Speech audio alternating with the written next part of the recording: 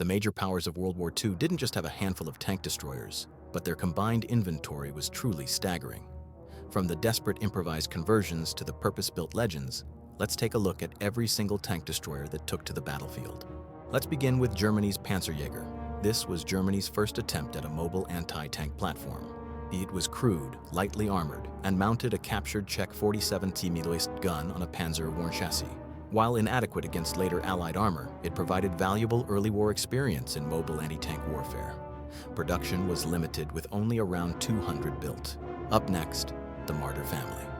These were the workhorses of German tank destroyer forces throughout the mid-war period.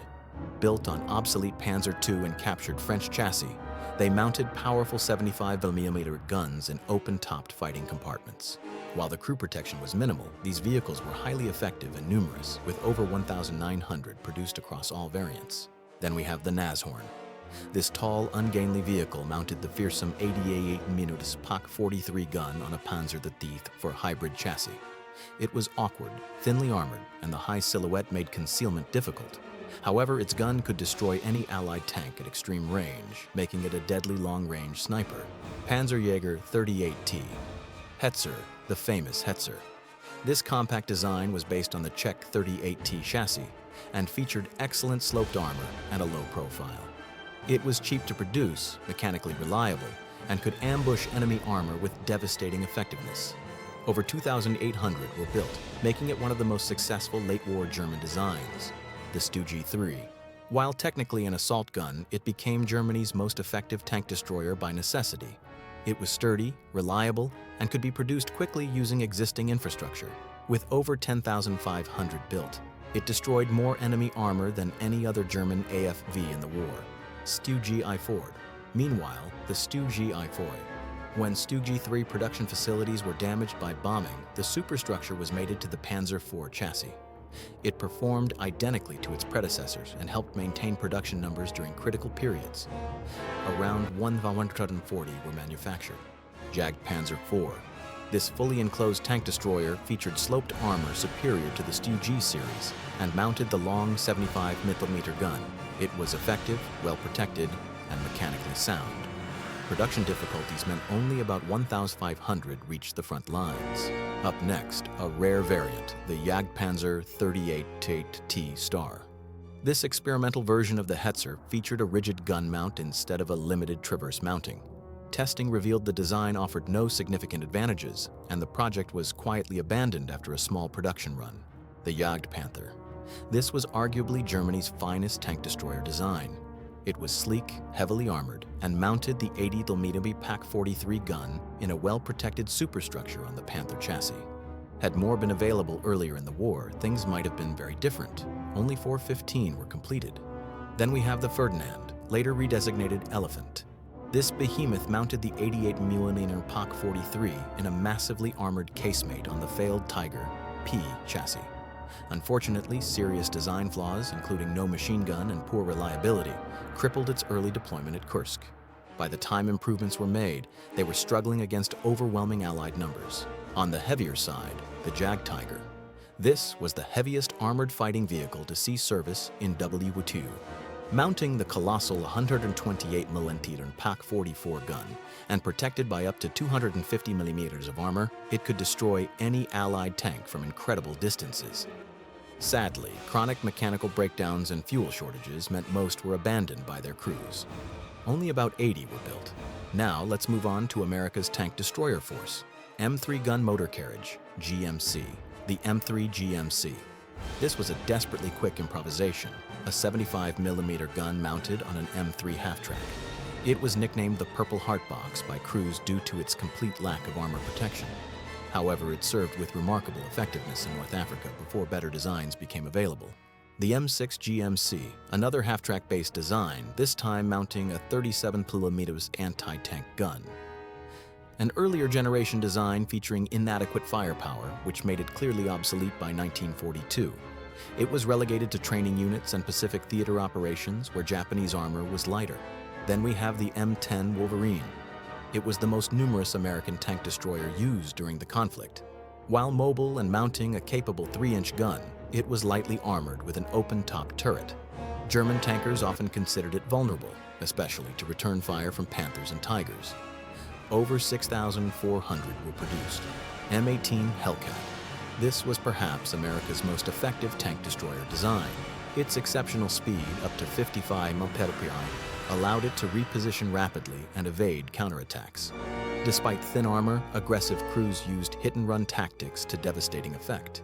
It had the highest kill-to-loss ratio of any American armored vehicle, the M36 Jackson. This design mounted the powerful 90mm gun capable of defeating German heavy armor.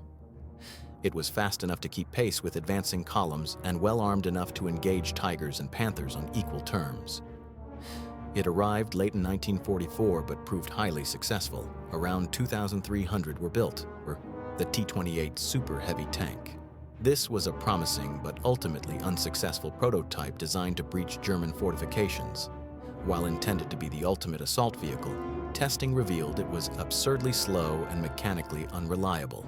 The war ended before it could see combat, and only 2 prototypes were completed. Now for Britain's tank destroyer fleet, the Deacon. This was a British improvisation mounting the 6-pounder anti-tank gun on an AEC Matador truck chassis. It was quick to produce and reasonably mobile, but crews complained bitterly about its lack of armor and high silhouette. Only about 175 were built, seeing limited service in North Africa. Archer. A peculiar design mounting the 17-pounder gun facing rearward on a Valentine chassis. This unconventional arrangement actually proved tactically sound. Fire, then drive forward to retreat without turning around. It was effective in ambush roles and served into the 1950s. Then we have the Achilles. This was the British designation for M10 Wolverines upgraded with the powerful 17-pounder gun. While still vulnerable due to thin armor, the improved firepower made it lethal against German heavy tanks. Over 1,000 M10s were converted. Taking a step back, the Alecto. This was a lightweight self-propelled gun based on the Harry Hopkins light tank chassis. A very sleek, compact design, it was part of a major airborne forces program. However, manufacturing problems and doctrine changes delayed its rollout, meaning only a handful were completed, and none saw action before VE Day. Moving to the Eastern Front, Soviet SU and ISU series. The Su-85, built on the reliable T-34 chassis, this design mounted an 85mm gun in a low, well-sloped casemate. It was effective, easy to produce, and mechanically sound. Over 2,600 were manufactured before production shifted to the upgraded Su-100. Su-100. This improved design mounted the powerful 100mm D-10S gun on the same T-34 ADM-5 chassis. Its gun could penetrate any German armor at combat ranges, and the sloped armor provided excellent protection. It was perhaps the Soviet Union's most successful tank destroyer design, with over 3,000 built. Then we have the Su-76. It was the most numerous Soviet armored vehicle of the war, with over 14,000 produced. While lightly armored and open-topped, it was cheap, mechanically simple, and provided vital infantry support. Soviet crews called it the bitch due to its cramped conditions, but it proved invaluable in the combined arms battles of 1943-45. Su-152.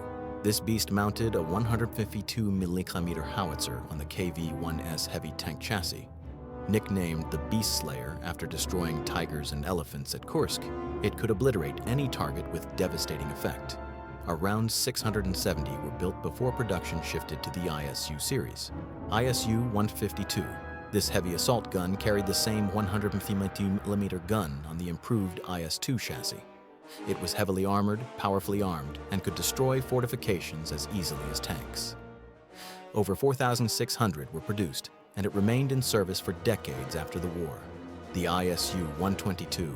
This variant mounted the 122mm A-19 gun and was designed specifically for anti-tank work. While effective against German armor, production numbers were lower than the ISU-152. Around 1,735 were built. Both vehicles served interchangeably in heavy self-propelled artillery regiments. Su-57.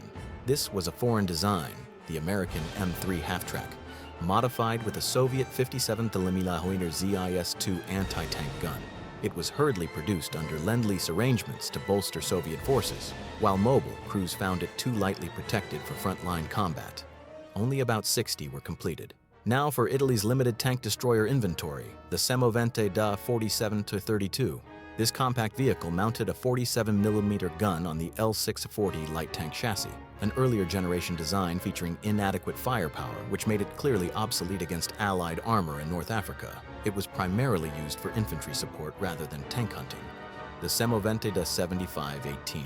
Built on the M13-40 medium tank chassis, this assault gun proved surprisingly effective in North Africa and Sicily.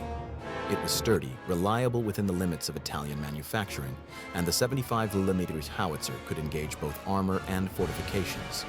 Over 260 were produced. Semovente da 90-53. This impressive design mounted Italy's powerful 90mm anti-aircraft gun on a lengthened M14-41 chassis. While capable of destroying any Allied tank at long range, the tall silhouette and minimal armor made it vulnerable. Only about 48 were completed before Italy's surrender. The Semovente da WWII-25. This was Italy's most modern tank destroyer, mounting a 105mm gun in a low, well-armored casemate.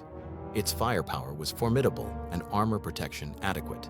Despite being an excellent design for Italian industry, only about 120 were built, most serving under German control after the armistice.